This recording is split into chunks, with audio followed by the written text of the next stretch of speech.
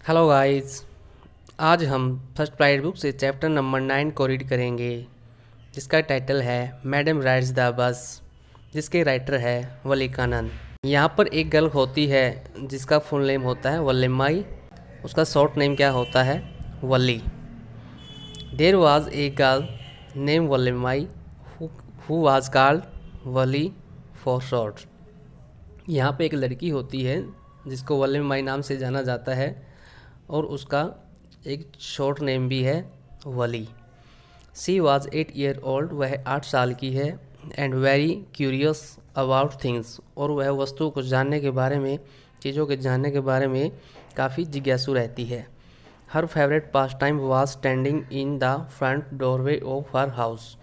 उसको सबसे अच्छा टाइम स्पेंड करना अपने दरवाजे में खड़े होकर बाहर की तरफ देखना होता है।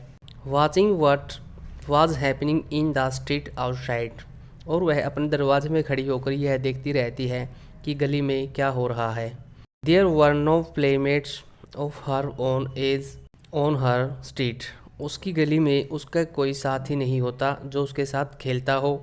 And this was about all she had to do, और यही सब कारण था कि वो दरवाजे पर खड़ी होकर अपना टाइम स्पेंड करती थी। But for Valli standing at the front door was every bit as enjoyable as any of the elaborate game other children played.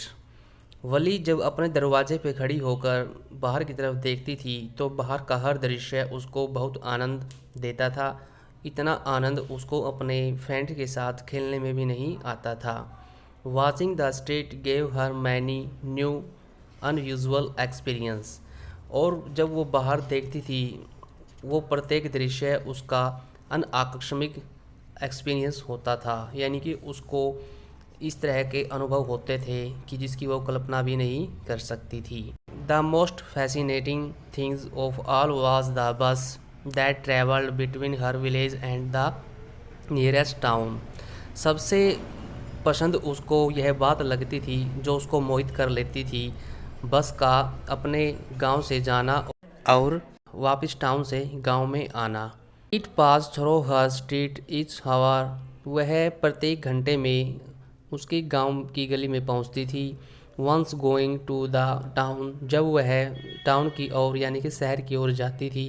And once coming back, और जब वह वापस टाउन से गांव की तरफ आती थी। The sight of the bus filled each time with a new set of passenger, हर बार जो बस आती थी उसमें जो दृश्य होता था वो बहुत आनंददायक होता था, और प्रत्येक बार एक ग्रुप ऑफ पैसेंजर आता था जो कि नया ग्रुप होता था। नए नए यात्री यहाँ में इस बस में आते थे। Was a source of unending joy for Valli, यह जो साधन था यानी कि बस एक साधन था जिससे वली को बहुत खुशी मिलती थी, यानी कि उसकी खुशी का कोई अंत नहीं था जब वो उस बस के दृश्य को देखती थी और उसमें बहुत से नए नए यात्री हर बार आते रहते थे। Day after day she watched the bus, वह दिन प्रतिदिन बस को देखती थी। And gradually a tiny wish crept into her head, और एक छोटी सी इच्छा उसके मन में आई और वह इच्छा बढ़ने लगी। She wanted to ride on that bus, वह उस बस में यात्रा करना चाहती थी। यही विचार उसके मन में आया, यही इच्छा उसके मन में जागी। इवन इन जस्ट वंस, सिर्फ एक बार वह यात्रा करना चाहती थी। This wish become stronger and stronger, यह जो उसकी इच्छा थी वह दिन प्रतिदिन मजबूत होती गई। Until it was an overwhelming desire, और अब तक यह बहुत ज़बरदस्त इच्छा बन चुकी थी। उसने ठान लिया था कि मैंने यात्रा ज़रूर करनी है इस बस की।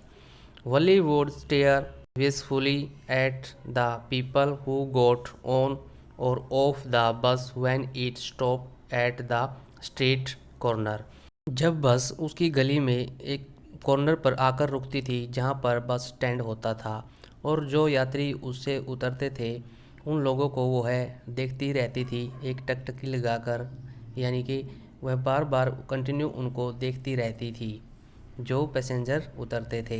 Their faces would needle in her longings dreams and hopes, उसकी इच्छाओं की, उसके स्वप्नों की, उसकी होप्स की जो एक चमक जाग उठती थी उन यात्रियों को देखकर। If one of her friends happened to ride the bus and try to describe the sight of the town of her, Wally would be too jealous to listen and would shout in English, proud, proud.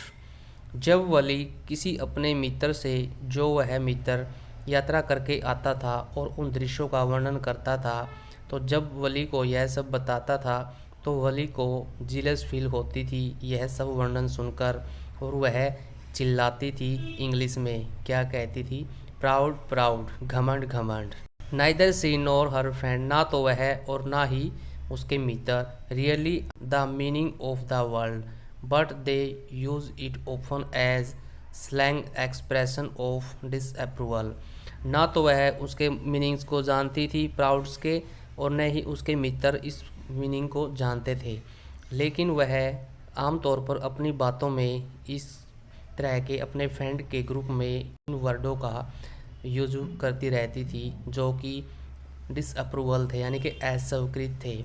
यहाँ पर ए slang expression का मतलब है informal words often use with A close group, यानी कि कुछ ऐसे word जो हम अपने फ्रेंड सर्कल में, अपने साथी समूह में बोल देते हैं जो कि स्वीकृत नहीं होते, जैसे कि हम कभी बार गाली वगैरह भी दे देते हैं जो कि अस्वीकृत है, यानी कि डिसअप्रूवल है। इस तरह के वर्डों का यूज वो करती रहती थी, लेकिन उनको इन वर्ड के मीनिंग का पता नहीं था, ना तो उसको और ना उसके फ्रेंड को। Over many days and months Wally listened carefully to conversation between her neighbors and people who regularly used the bus.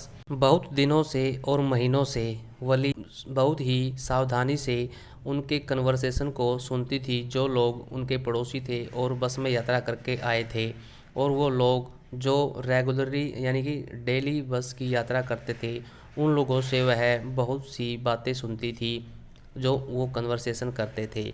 And she also asked a few discreet question here, और वह उनसे बहुत से क्वेश्चन पूछती रहती थी। डिस्करेट question का मतलब है केयरफुली क्वेश्चन, ऐसे क्वेश्चन जिन पर विचार किया जाता है, सोचा समझा जाता है। This way she picked up various small details about the bus journey, इस तरह से उसने बहुत सी जानकारी इकट्ठी कर ली थी बस की यात्रा के बारे में। The town was 6 mile from her village, जो शहर था वो 6 मील दूर था उसके गांव से। द फेयर वाज 30 पैसे वन वे, एक साइड का 30 पैसे किराया लगता था। Which is almost nothing at all, see here one well dressed man से। इस तरह की जानकारी उन्होंने एक व्यक्ति से जो कि वेल ड्रेस पहने हुआ था उससे सुनी थी कि भी 30 पैसे किराया लगता है, कोई ज़्यादा पैसा नहीं है। बट टू वली हु स्क्रेचली सा, परंतु वली ने मुश्किल से ही यह इतना पैसा देखा होगा।